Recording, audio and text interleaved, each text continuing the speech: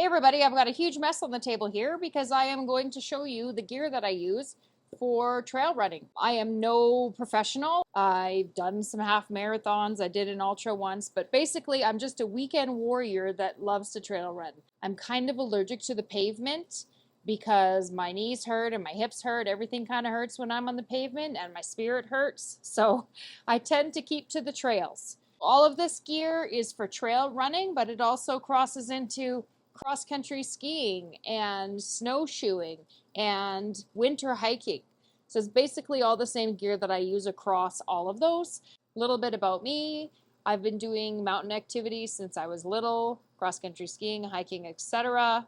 As an adult, before I had kids, I was doing some mountaineering and alpine touring, and we've always mountain biked. But since we had kids, we've been toning down a little bit on the alpine touring, hopefully getting back into it here pretty quick. We do lots of fat biking and mountain biking, and I've done lots of caving. Basically, our backpacking before we had kids just consisted of staying somewhere for the night and bagging a peak. So multiple day backpacking is something a little bit newer to us. We've only been doing it for the last 3 years or so.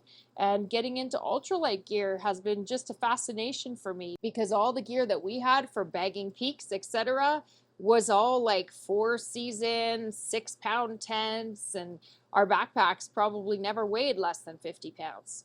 So it's been absolutely fascinating for me. I'm trying to do the research and then passing it on to you guys about what the best gear is. All the gear that I have here is gear that I bought myself. I don't have anything that anyone has sent me. My channel is too little, and I think I'm probably too honest for anybody to send me any free gear, to be quite frank. So keep in mind that this is all stuff that I've purchased. I obviously can only tell you about stuff that I have purchased myself because I don't have $1 million and I can't buy everything. But I did do lots of research on the gear and the materials, etc. before I bought them. And sometimes when I buy gear, I make good choices, and sometimes I have to go through 5 different things before I find something that works. And hopefully when I do that, I'm passing on some good advice to you guys so that you don't have to stick your faces in the laptop for hours and hours at a time looking up new gear and keeping up with the research.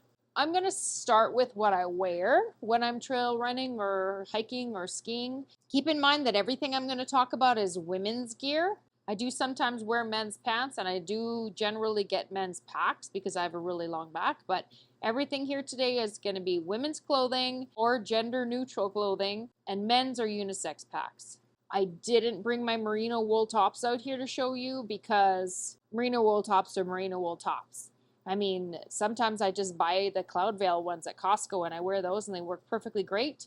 Sometimes I wear my really nice expensive smart wool tops. But if it's not going to be that cold outside, and when I'm talking that cold, that's relative because I'm Canadian and I can probably take a lot more cold than people down south. So when it's not that cold for us Canadians up here, I end up just wearing one of the shirts that I have on right now, which is a Lululemon Swiftly Relax long sleeve shirt. And these things are kind of anti-slip. And they're great, and they're totally lightweight, and I practically live in these things. So my pants, when I'm running in the winter, 90% of the time, I'm grabbing these Proton pants. These are for when it's actually winter outside, not necessarily the shoulder season. These things are amazing. I bought them last year. This year's are a little bit different. These are by Arc'teryx.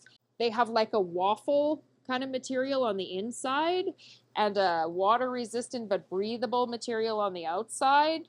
These things are warm. They're warmer than my Arc'teryx Gamma MX pants, which are like a Schuler type material on the outside. If I know I'm going to be falling down a lot, sometimes I'll wear these. These have fleece inside. They're by Arc'teryx as well. They're not quite as comfortable because they don't have a stretchy waist. You really have to get the right size pants in order for them to fit you properly. These are great too.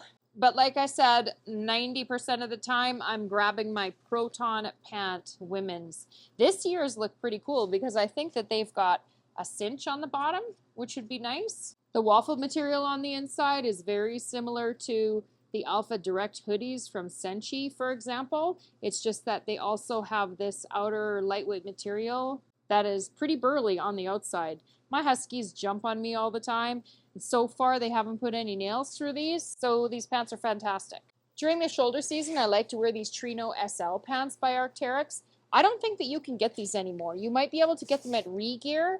They're fantastic though. They've got Gore-Tex Infinium in them, so they're water resistant and they're windproof and warm enough for sure for the shoulder season. These are more like a tight, but a loose tight. And I absolutely love these for the shoulder season, but definitely not warm enough for winter unless you're going to put something underneath them like a long john. When it's really cold, I will whip out my SK Hoop skirt. This is the original skirt. This is the long version. I've also got the mid version. I take the mid version in my pack no matter where I go, and I'll show you what's in my pack right now in a minute. But SK Hoop original skirts, they have the zip all the way up the side of the skirt so that you can unzip it both ways.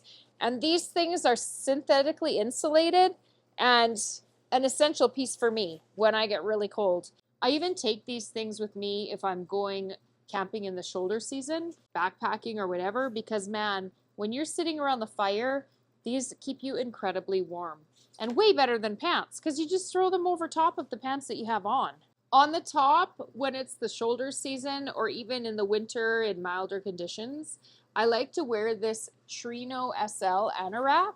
And this thing is amazing too, and I don't think you can get this anymore either. But man, is this ever a wonderful piece of gear. It's windproof, it's water resistant, not waterproof. You don't really need that in the winter anyway, except for in your pack, and you never take out your waterproof shell, but I'll show you my shells in a second. But this thing is just amazing and so comfortable. It's got a nice relaxed cut to it. It's got a hood if you need it. And I wear the Mountain Hardwear Air Mesh hoodie underneath of it, which happens to be what I've got on right here. And the Air Mesh hoodie is also that kind of Alpha Direct waffling on the inside, but it does have an outer to it, not like my Senshi hoodie. So it's a little more rugged wearing with my backpack all the time, because when I'm running, I always have a pack on no matter what. And this thing is amazing. When I'm too hot, I just take off my Trino hoodie and I just run in this. And when it's a little bit colder outside, I like to wear the Proton lightweight hoodie, and it's got the same kind of stuff inside. This material is amazing because it's just so breathable, and it's just got an amazing warmth to weight ratio because the spaces between the fabric hold air, and it's the air that actually keeps you warm. So this thing is great, highly breathable, highly recommend this. Basically this jacket and these Proton pants, they're exactly the same material, and I absolutely adore them. I really wish they had this stuff back when I was alpine touring more. So the pack that I run in the wintertime is this Black Diamond Distance 15 pack. It's a little bit more water resistant than some of my other running packs, which is great for the wintertime. And the 15 liters gives me lots of room to make sure that I'm prepared. When I'm trail running in the Rockies, it tends to be in the evenings and it's dark and it's chilly. And if anything happened, you have to have everything with you. If you have to spend a night out there, it gets really cold. So I tend to carry everything but the kitchen sink.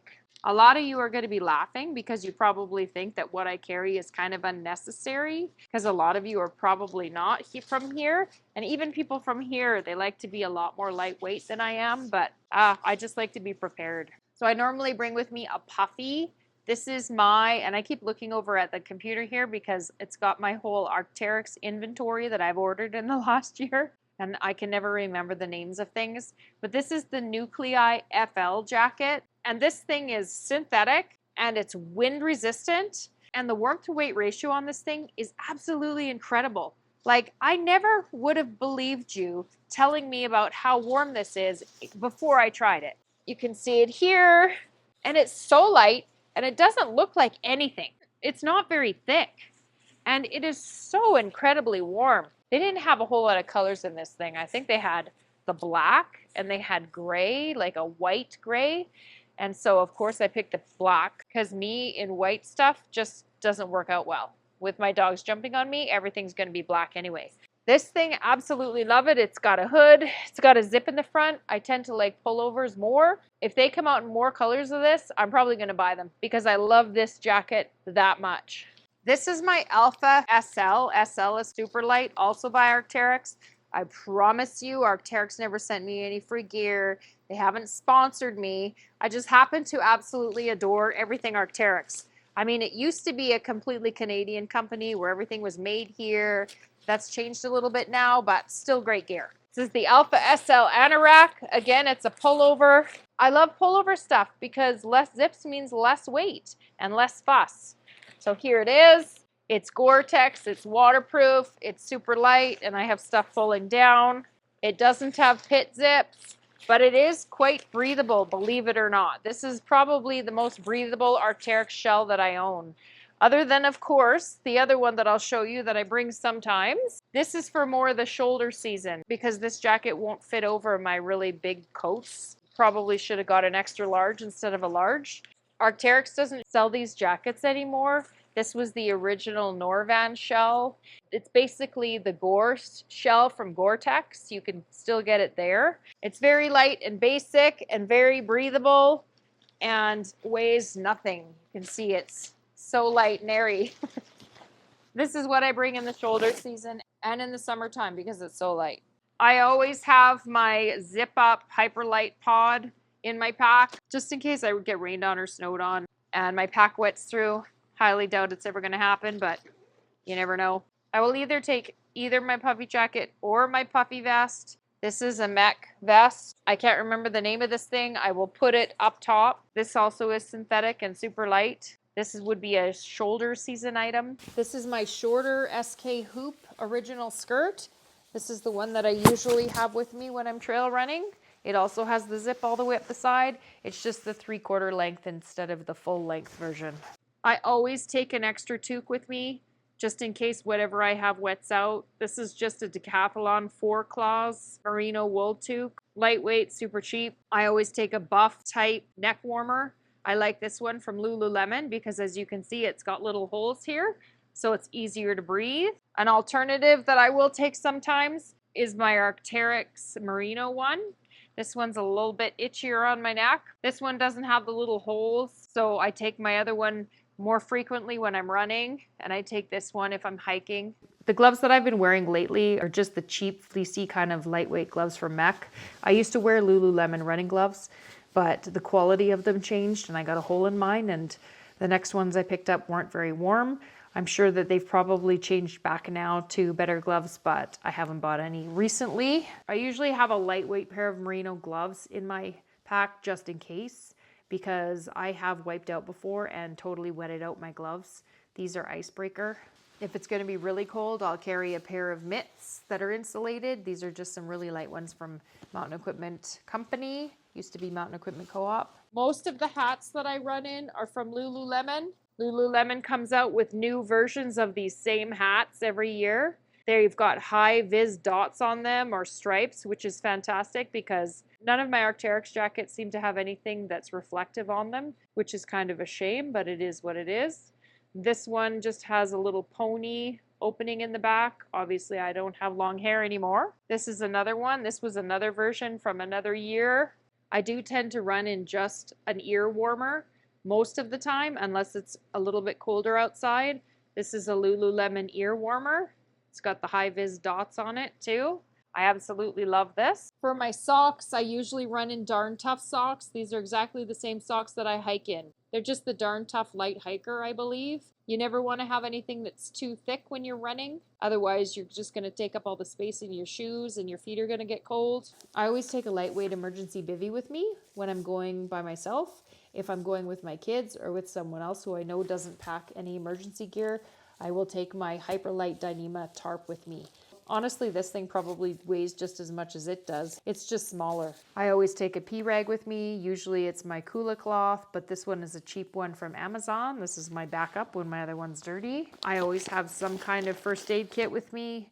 This one's in a Dyneema bag. I won't show you what's in the first aid kit, just some basic stuff. Usually at the very bottom of my pack, I carry these Raid Light running pants. These are very, very light. You can see that they're practically see-through. They're not super durable, but they weigh practically nothing. I always wear a gaiter of some sort with my trail runners. These are just cheap Mountain Equipment Co-op gaiters. I do also have the Ultra gaiters for my Ultra shoes. This prevents the snow from getting in my shoes because I like to run in runners instead of high tops or boots. For cleats, I use these Life Sports Gear Spike Trails. These are amazing. The spikes are about half the length of the regular spikes out there, which makes these really light. I absolutely love these. I have been through so many different types of spikes. I have honestly tried most spikes on the market, and these are the ones that I love the most. Not only are they lighter weight, but they seem to work just as well as the other spikes that are heavier with a longer spike on them. On one side of my pack, I always carry my bear spray and some snacks and some dog poop bags, of course. And I've got a glasses cleaner that I use on my camera or on my glasses. Anytime you stop when you're trail running in the winter, you tend to fog up when you wear glasses, and that rag comes in really handy. And on the other side, I always carry just a Salomon water bottle. I have this headlamp, which is a rechargeable Petzl headlamp. This is the Petzl Swift RL headlamp, and it lasts a lot longer than other headlamps, so if you want to go for a longer run. And I also have a spare battery for this, just in a baggie. I find that that headlamp is a lot brighter than other headlamps on the market, so I can navigate a lot better in the woods. And the light self-adjusts to the brightness around you, so when it's dark, it gets brighter, and when it comes up to lights, it'll get dimmer. And it's got a whole bunch of different settings on it, including a red light. I think the brightest setting on this is like 900 lumens, and it's incredibly bright, and it lights up the trail just like it's daylight. For my trail runners, when I'm going to be on trail and I'm not going to be off trail doing some kind of scramble or whatnot when I'm running, I'll be usually in my Ultra Timps. These are skinnier than the Ultra Lone Peaks, and I have skinny feet, so these ones work well for me. I do have this year's version. I haven't tried them out yet, so I didn't put them in this video, but I believe these are last year's version, and I love these. If I'm doing any running that's a little more technical, I'll tend to take my Salomon Sense 4 Pros. I don't think that Salomon makes these anymore, which makes me very sad. I was wearing some Brooks trail runners that I ran in all the time. They discontinued those, and so it took me forever to find these. These are incredibly stable, and the grip is amazing on them. And because my foot is so skinny, it's so hard for me to find shoes. So now that they don't make these anymore, I'm going to be on the hunt for something else, and I don't know what, because I really like to have a zero drop shoe and no more than 4 millimeters, because otherwise I have issues with my knees, and I need something that's super neutral as well, because if there's any type of control this way, I get knee pain. If I'm going hiking, I usually like to wear the Ultra Lone Peak all-weather mid, and the all-weather mids seem to have less space in them. Probably because they have that all-weather lining that takes up more space. So these are actually skinnier than the regular Ultra Lone Peak, so I can wear these. And I can also get the top cinched up really tight so that they don't move around on my foot. So for hiking, this is what I'll grab.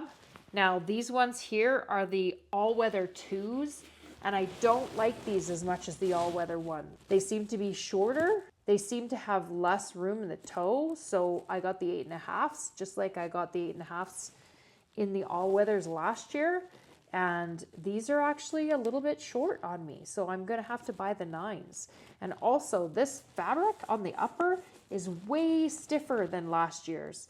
I don't know what's going on, but my Achilles is getting a little bit of pain in these. And I had the all-weather 1s all last year for backpacking, and they were the most comfortable, amazing shoes and amazing on my knees. So I'm a little bit disappointed in these all-weather 2s. I really hope they're going to go back to the same upper they had before. And I think that the soles of these might be a little stiffer than the ones as well, which is not awesome. So hopefully they'll go back to the same shoe they had before. Otherwise, I'm going to have to try and search for a pair of the 1s again, because they have holes all the way through them here, which is probably the reason they went to this more beefy upper. But honestly, I'd rather them wear out with holes and be comfortable than be super durable. I do like to carry in the very bottom of my backpack a couple of bread bags, and this is just in case I get really wet feet somehow. I can always change my socks and put the bread bags over my feet and put them into my shoes. Obviously, if you've got plastic on your feet, you're going to be moving around in your shoes a lot more, so it's kind of annoying, but in an emergency, they work in a pinch.